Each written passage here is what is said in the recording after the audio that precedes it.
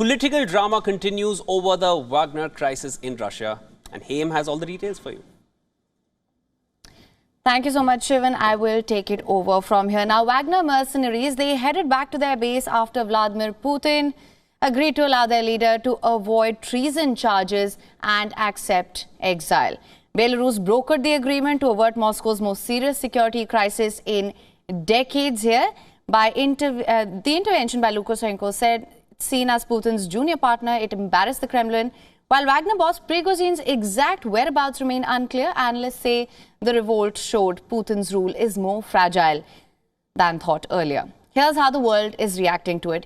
US Secretary of State Antony Blinken said that the uprising marked direct challenge to Putin's authority, and he says that this has brought to fore real cracks in Russian state authority as well. Then we have French President Emmanuel Macron, who says that the march on Moscow shows divisions within the Russian camps and exposes the fragility of both its military and auxiliary forces. Beijing has maintained close ties with Moscow since the Ukraine operation was launched. Foreign Minister Qin Gang met Russia's Deputy Foreign Minister Andrei Rudenko in Beijing. The Chinese Foreign Ministry called the mercenary revolt Russia's internal affair here, and support for Putin's government as well. Now, Ukrainian leader Volodymyr Zelensky and US President Joe Biden discussed the revolt ahead of a NATO summit in Lithuania next month. Zelensky said, and I'm quoting here, the world must put pressure on Russia until international order is restored. That's what he said.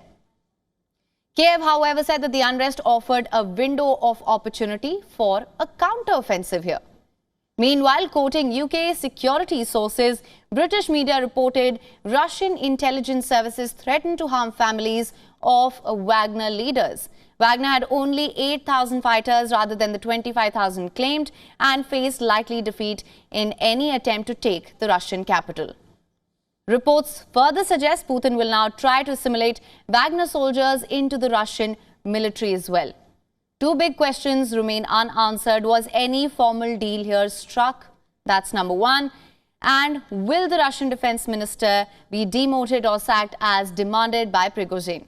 That remains to be seen as well.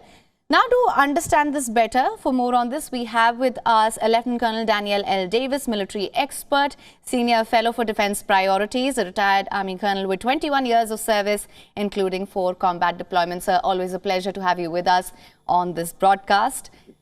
My first question to you, sir, how do you see Wagner and Russia's relationship going forward? If there's a complete division between the two, would Wagner be pulling out from other nations where Russia has interests as well?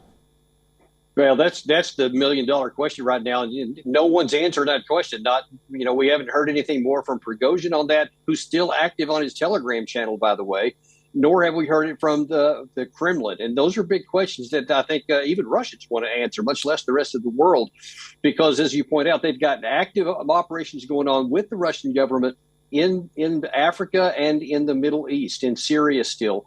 And so at this point, those things are still going on. Additionally, there has been an announcement from the Kremlin that they are going to assimilate the fighters into the regular armed forces and sign contracts. But what's unclear is, are they going to take them as individual soldiers, or are they going to take them within a unit?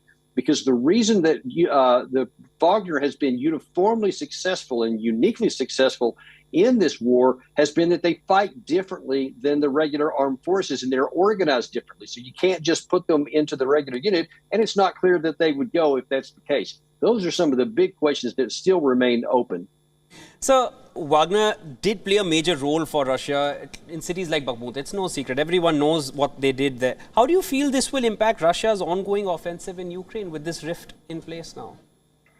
Well, at the moment, Russia has, and actually has been for quite a number of months, on the firm defensive to try and blunt the Ukrainian offensive, which is currently underway right now. And what probably was the case is that Russia was trying to absorb this and stay relatively firm across the 1,000-kilometer front, and then presumably was going to launch a counteroffensive probably in the summer after Ukraine had spent most of its force. Now, how this plays into it is unknown, because the plan was, according to Prigozhin, that they were going to get, after they pulled out of Bakhmut, by August they were going to be rebuilt and retrained and rested up and ready for more offensive operations. Now then, that's very much in question, and it's unknown how much the Russian offensive plan counted on Wagner. And of course, I imagine it was pretty high because they were very successful in offensive really all the way through since the war started. They're the only ones on the Russian side that have yet to be defeated in battle.